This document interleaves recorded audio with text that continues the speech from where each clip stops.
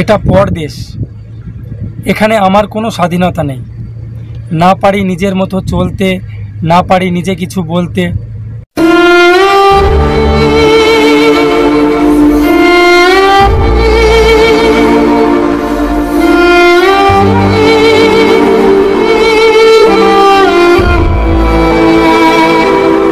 মনে কষ্ট মুখে হাসি, আমি অভাগা সৌদি প্রবাসী।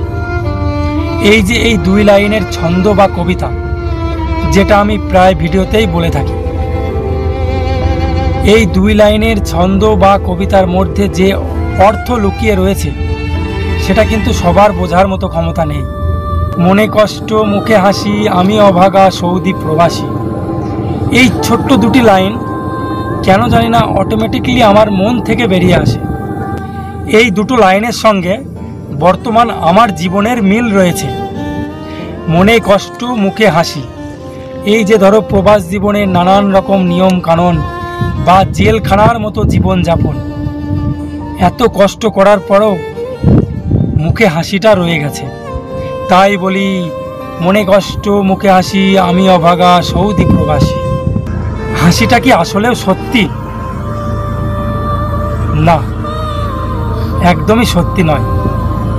মনে কষ্ট মুখে হাসি, আমি অভাগা সৌদি প্রবাসী। আমি অভাগা সৌদি প্রবাসী।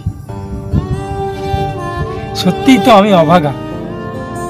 দুটো পয়সার জন্য বছরের পর বছর নিজের দেশ ছেড়ে অন্যের দেশে পড়ে রয়েছি।